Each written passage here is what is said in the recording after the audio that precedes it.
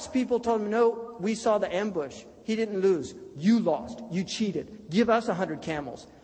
They kept on and on and on. Finally, Zuhair ibn Qais got so angry, he killed the brother of Hudayfa. He threw a spear at him, killed him. That started the war between Abs and Dhibyan. You know how long that war lasted? 40 years, over a stupid horse race. 40 years. That's how long the war lasted. Now, what happened was, and this is a very interesting story, much later, after many, many people were killed from Ghatafan, to the point where Zuhair ibn Qais, you know what he ended up doing? He went to Oman, became a Christian, and spent the last days of his life weeping over the war he started. Because he said he could never look at anybody from his tribe, because he'd caused so much suffering and bloodshed amongst these people. So, what happens? There's a man, Al-Harith, Al-Absi, Harith ibn Auf.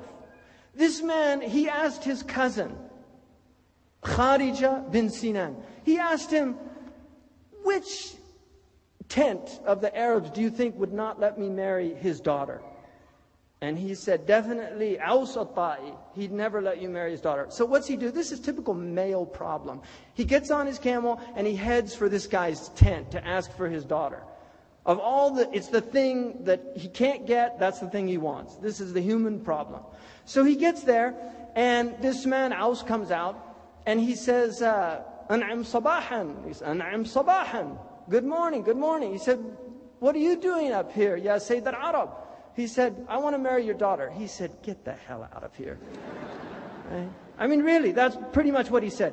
This made Al-Harith furious. He takes off with his cousin, and they're leaving. So what does Aus do? He goes into the house. His wife says, what happened? What just happened? Who was that? He said it was Al-Harith bin Aus, Sayyid al-Arab. And he said, what did he want? He wanted to marry one of my daughters. She said, if he's the Sayyid al-Arab, why didn't you marry one of the daughters to him? And he said, that's a good point. It's just he got me off guard and I was angry. And she said, well, go make amends. He said, I can't. What's done is done. She said, what do you mean what's done is done? You mess everything up and then you're not going to go fix it? Go out there. And he says, what do I say? He said, just tell him you got him in a bad mood. And tell him come back and we'll work things out. So he goes, and Al-Harith initially is angry. He comes. What's he do? He says, I want you to choose one of my daughters. I have 3 daughters. The first one comes out. She says, I don't want to marry him. This is right. Arab women had no rights. She said, I don't want to marry him. He says, why not? She says, first of all, I'm not that good looking. I'm not his cousin. And he's going to take me far away. And he'll grow tired of me, divorce me, and then what? So he says, good point. Bring the second daughter. She comes. I want you to marry this man. What do you say? Look, my first sister's better looking than I am, and I don't have any talents, and I don't want to go far away from you because who's going to protect me if he gets feisty with me? Good point.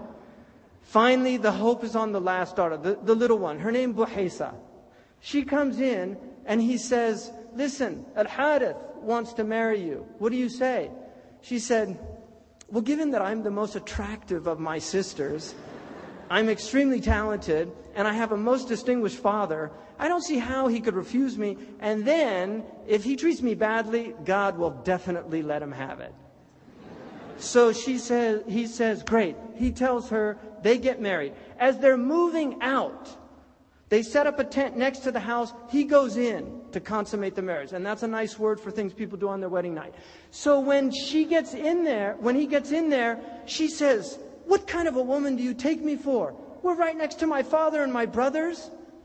No, let's go. So they get on, they're driving. A little ways out, they're a ways out. He tells his cousin, listen, you go up ahead and I'll catch up with you later. Fine.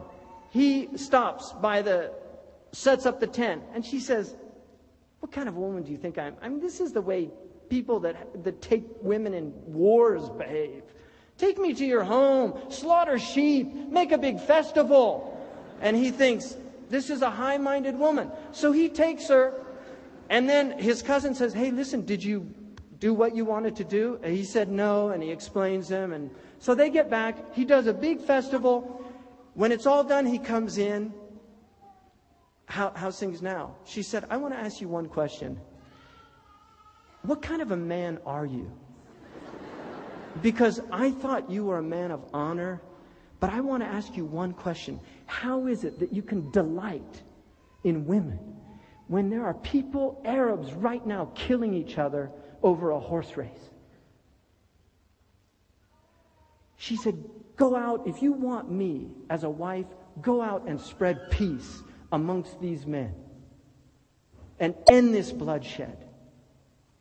And so he goes out and tells his cousin, and he says, this is a high-minded woman, and she will give you great sons. So let us go out and do this. They went out and they determined, the Abs and the Dibyan agreed that if they would count all of the dead, whoever had the most killed, they would pay camels, blood writ. These two men, from their own wealth, 3,000 camels to end this war. And this is when Zuhair wrote his mu'allaqah in praise of these two men for what they did. But I think it's Buhaysa that he should have written the mu'allaqah about. Because that is where it has to come from. It's the women in our homes. They're the ones that can change this situation more than anybody else. Our women need to be like Buhaysa and get our men squared away. And I really mean that. You are the vicegerents of God. And extremism is here to stay, folks. This is the most extreme society, and I'm talking about the whole globe right now. We're in the most extreme conditions in human history. We've got extreme eating. You know what we drink now when I grew up, small was like this, medium was like that, large was like, now that's medium. They call it a big gulp. That's extreme eating. The plates they give, really, in restaurants, it's enough. I used to eat, we used to have 10 people around a plate like that. And they're all walking around. They can't even control themselves anymore. Seriously, they're having to take out Victorian seats in the theaters of England because the American fat behinds can't fit in them anymore. This is the reality of we're extreme. We're eating extreme. We're extreme. Look at the extreme sports in this country. You know what Sky says? You know Sky Television? It says, if your religion is football, then worship with us. You know, they call us idiots because our community kill people over what somebody said about the Prophet Muhammad sallallahu alaihi wasallam. They kill each other because some football team beat another football team. Seriously. These are sufaha everywhere. But what is more stupid, to kill over a stupid football game or to kill because the greatest person in your life has been desecrated, denigrated? They're both wrong. But don't call our people fools and not call your own people fools. Seriously, this is extremism in its worst qualities. Look at the pornography that they have, the denigration of these poor women. You know, the word in Arabic for oppression is related to the word for prostitute, because prostitutes are the most oppressed human beings on the planet. And there's sexual slavery all over this planet. And some of the biggest downloaded things on the Google search engine, according to their own statistics, the pornography is in Muslim countries. So what's happened to people? Really think about this. We're in extreme conditions. We need the abolition from our nafs. This is real. You know, the Arabs say, Al-hurru abdun ma tama' wal-abdu hurru ma gana'. You know, the free man is a slave as long as he desires other than God. And the slave is a free man as long as he's content. This is real abolition. This is what William Wilberforce, his movement needs to be resurrected, but we need liberation from our own egos. Jazakumullah khairan. It's been an honor. I love you. I love this country. I want to see good for this country, really. And this government, there's much to say about the bad things of this government. And you know my criticism. I'm against the war in Iraq. I want the